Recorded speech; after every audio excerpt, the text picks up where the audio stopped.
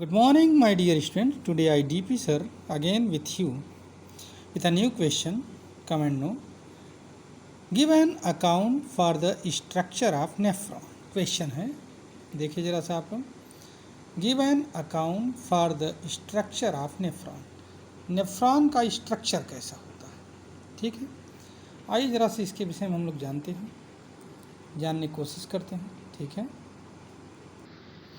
देखिए, अगर हम नेफ्रॉन को देखें तो नेफ्रॉन वास्तव में स्ट्रक्चरल और फंक्शनल यूनिट ऑफ किडनी होती है. क्या क्या होता है? It is the structural and functional unit of kidney. Kidney बनी भी इसी से होती है, मिलियंस एंड मिलियंस नेफ्रॉन से, और किडनी का फंक्शन भी इन्हीं मिलियंस एंड मिलियंस नेफ्रॉन के थ्रू चलता है, ठीक है. स्ट्रक्चर कैसा होता है? बहुत ही सिंपल स्ट्रक्चर है. आप थोड़ा सा ध्यान दे देंगे बन जाएगा, समझ में आ जाएगा. देखिए, इसमें एक होता है कप लाइक स्ट्रक्चर. इस कप लाइक स्ट्रक्चर को कहा जाता है बोमेन्स कैप्सूल. क्या कहा जाता है? Bowman's capsule. इस कप लाइक स्ट्रक्चर के अंदर नेटवर्क ऑफ कैपिलरी पाई जाती है. इसको कहा जाता है ग्लोमेरुलस. क्या कहा जाता है? ग्लोमेरुलस. और ग्लोमेरुलस और बोमेन्स कैप्सूल को मिला करके बनता है मालपीजियन बॉडी. क्या बनता है? Malpighian body. अब इस ग्लोमेरुलस के अंदर एक कंपैरेटिवली वाइडर ट्यूब होती है, इसको कहा जाता है एफरेंट एट्रियोल. इससे ब्लड अंदर आता है ग्लोमेरुलस के. और एक नैरोअर ट्यूब होती है जिसको कहा जाता है इफरेंट एट्रियोल.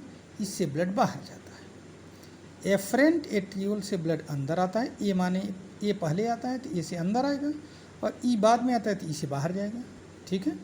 तो एफरेंट एट्रियोल जो थोड़ा सा जिसका ल्यूमेन बड़ा होता है, और इफरेंट एट्रियोल का ल्यूमेन कंपैरेटिवली छोटा होता है, या ये पतली होती है, मोटा होता है. देखो डिजाइन से पता लग रहा है, ठीक है. अब ये बोमेन्स कैप्सूल आगे चलता है और कन्वॉल्यूटेड ट्यूब्यूल बनाता है. ऐसे देखो, मुड़ी तुड़ी नली, इसी को कन्वॉल्यूटेड कहा जाता है. लेकिन चूंकि ये बोमेन्स कैप्सूल के पास में है, इसलिए इसको कहा जाता है प्रॉक्सिमल कन्वॉल्यूटेड ट्यूब्यूल. फिर ये आगे बढ़ता है और एक यू ट्यूब के फॉर्म में ऐसे आ जाता है. देखो यू ट्यूब है ना, इसको कहा जाता है लूप ऑफ हेनले. हेनले एक साइंटिस्ट थे, उन्हीं के नाम पर बन गया है. फिर देखो ये आगे चलकर क्या करता है, फिर कन्वॉल्यूटेड ट्यूब्यूल बनाया ऐसे मुड़ी तोड़ी नली. इसको कहा जाता है डिस्टल कन्वॉल्यूटेड ट्यूब्यूल या डीसीटी, या सेकंड कन्वॉल्यूटेड ट्यूब्यूल इसमें कहा गया है, ठीक है. और ये जो डिस्टल कन्वॉल्यूटेड ट्यूब्यूल है, it opens into the collecting duct. Now, this efferent atriole further enlarges, breaks down into the capillaries, and surrounds around the PCT, loop of Henle, and DCT.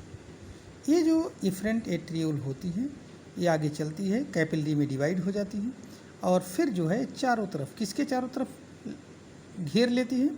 PCT, loop of Henle और DCT चारों, ठीक है.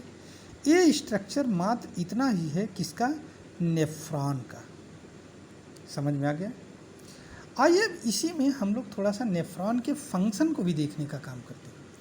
वास्तव में nephron function कैसे करता है, ठीक है. तो आइए जरा देखते हैं. If we see the kidney function of the kidney, it is nothing but it is the function of nephron. Kidney का फंक्शन कोई फंक्शन नहीं है, ये सिर्फ नेफ्रॉन का फंक्शन होता है, और इस तरह से किडनी यूरिन फॉर्मेशन करती है. वास्तव में इस पूरे प्रोसीजर को हम 3 पार्ट्स में डिवाइड कर सकते हैं. ये 3 पार्ट्स क्या होते हैं ज़रा सा देखिए. तो एक तो होता है अल्ट्रा फिल्ट्रेशन, दूसरा होता है सेलेक्टिव रीएब्जॉर्प्शन, और तीसरा होता है ट्यूब्यूलर सिक्रीशन, ठीक है. अल्ट्रा फिल्ट्रेशन क्या है? अल्ट्रा फिल्ट्रेशन क्या है, देखिए ज़रा सा. आइए, हमें मालूम है कि इस मालपीजियन बॉडी में, अर्थात ग्लोमेरुलस में, सॉरी मालपीजियन बॉडी जो कि ग्लोमेरुलस भी उसका एक पार्ट है, तो इस ग्लोमेरुलस के अंदर एफरेंट एट्रियोल से ज़्यादा ब्लड अंदर आता है और कम ब्लड कंपैरेटिवली बाहर निकल पाता है, क्योंकि इफरेंट एट्रियोल नैरोअर होती है, एफरेंट एट्रियोल ब्रॉडर होती है, वाइडर होती है. तो ज़्यादा ब्लड अंदर आता है और कम ब्लड बाहर निकलता है, that's why the pressure increases in the glomerulus, and due to this high pressure a large amount of water together with amino acid, salts, WBCs and many other salts, ठीक है, filters out.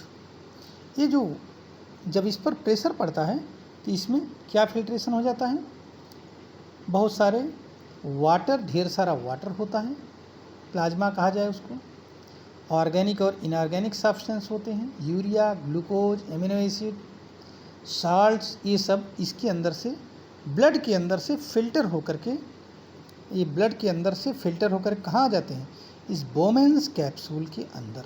ये बोमेंस capsule, इसको कहा जाता है, it is known as glomerular filtrate. क्या कहा जाता है इसको, ग्लोमेरुलर फिल्ट्रेट। समझ में आया?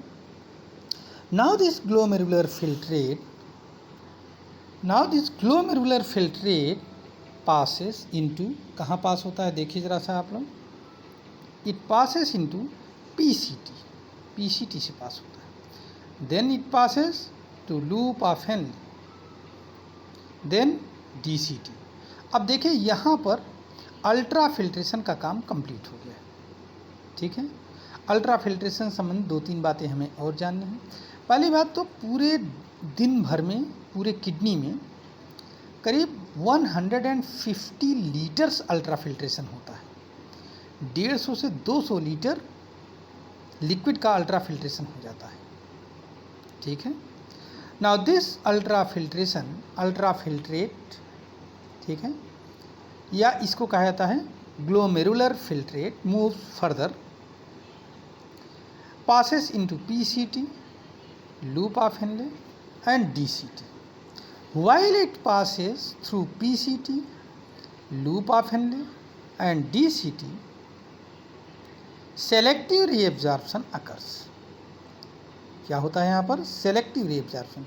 अब देखो दूसरा वाला पार्ट चल रहा है, अल्ट्रा फिल्ट्रेशन के बाद में रीएब्जॉर्प्शन, तो सेलेक्टिव रीएब्जॉर्प्शन होता है। सेलेक्टिव रीएब्जॉर्प्शन में क्या होता है, सेलेक्टिव रीएब्जॉर्प्शन में जो एक्स्ट्रा मटेरियल्स आ गए हैं ग्लोमेरुलर फिल्ट्रेट में, क्या क्या, excess of water, glucose, amino acids, salts, some WBC etc. These are again sent back into the blood capillary. ठीक है। अब ये या तो डिफ्यूजन से जाएगा या ऑस्मोसिस से जाएगा और कई बार एक्टिव एब्जॉर्प्शन कराना पड़ता है। ठीक, तीनों चीज़ें होती हैं यहाँ पर। कहाँ? पीसीटी, लूप ऑफ हेनले और डीसीटी। ठीक है, तो इसी को कहा जाता है सेलेक्टिव री एब्जॉर्प्शन। क्या कहा जाता है इसको? सेलेक्टिव री एब्जॉर्प्शन। अब सेलेक्टिव री एब्जॉर्प्शन के बाद में नाउ अब आप समझिए कितना होता है। पूरे किडनी में 150 litre per day ultra filtration होता है, लेकिन उसमें से सिर्फ 1.5 से 2 लीटर मैक्सिमम यूरिन बनता है। इसका मतलब 148 लीटर 149 लीटर जो ग्लोमेरुलर फिल्ट्रेट का पार्ट है उस फिर से दोबारा ब्लड के अंदर चला जाता है। इस तरह से by selective reabsorption process kidney saves many useful material to be flushed out. Flushed out से बचाता है, नहीं तो ये सब बाहर निकल जाए। अब बाहर निकल जाए तो हमारे अंदर वीकनेस आ जाएगी, हम इतना कवरअप नहीं कर पाएंगे फूड में इतनी जल्दी। ठीक है, तो ये हो जाता है सेलेक्टिव री एब्जॉर्प्शन। समझ रहे हैं ना? Now the drop wise drop secretion collection of urine takes place into the collecting duct. ठीक है, through collecting duct it reaches into the renal pelvis region. ये है रीनल पेल्विस में आ जाता है यहाँ, इसके थ्रू पिरामिड्स के थ्रू होकर के रीनल पेल्विस से यूरेटर से होते हुए कहाँ पहुँच जाता है? देखिए ये पहुँच जाता है यूरिनरी ब्लैडर में। ये देखिए यूरेटर, यूरेटर से होते हुए यूरिनरी ब्लैडर में, and from urinary bladder through urethra it is released out time to time. ठीक है, इस तरह से पूरा प्रोसीजर होता है यूरिन फॉर्मेशन का। अब मुझे उम्मीद है कि आपको यूरिन फॉर्मेशन पूरा समझ में आ गया होगा। अब आइए देखिए एक पॉइंट और देख लेते हैं, थोड़ा सा physical properties of urine. Urine का कलर कैसा होता है? Clear yellowish colour, light yellow colour, volume 1 to 1.5 litre per day, pH 5 to 8, slightly basic, कभी कभी एसिडिक हो सकता है, कभी कभी बेसिक हो सकता है, डिपेंड करता है डाइट पर। ऑर्डर कैसा होता है? Characteristic smell of strong ammonia like due to the bacterial active action, ठीक है, अदरवाइज फेंट स्मेल होता है। स्पेसिफिक ग्रेविटी 1.003 to 1.035, मतलब हैवियर देन वाटर, ठीक है, इतना चीज़ होता है इसमें। अब आइए ज़रा सा कॉन्स्टिट्यूएंट ऑफ यूरिन देख लेते हैं। यूरिन में पाया क्या क्या जाता है? तो यूरिन में यूरिया 2.3 ग्राम पर लीटर, क्रिटिनिन 1.5 ग्राम पर लीटर, यूरिक एसिड 0.7 ग्राम पर लीटर, अदर्स 2.6 ग्राम पर लीटर। इनऑर्गेनिक सब्सटेंसेस में देखें तो सोडियम क्लोराइड 9 ग्राम पर लीटर, पोटेशियम क्लोराइड 2.5 ग्राम पर लीटर, अमोनिया 0.6 ग्राम पर लीटर एंड अदर्स 2.5 ग्राम पर लीटर।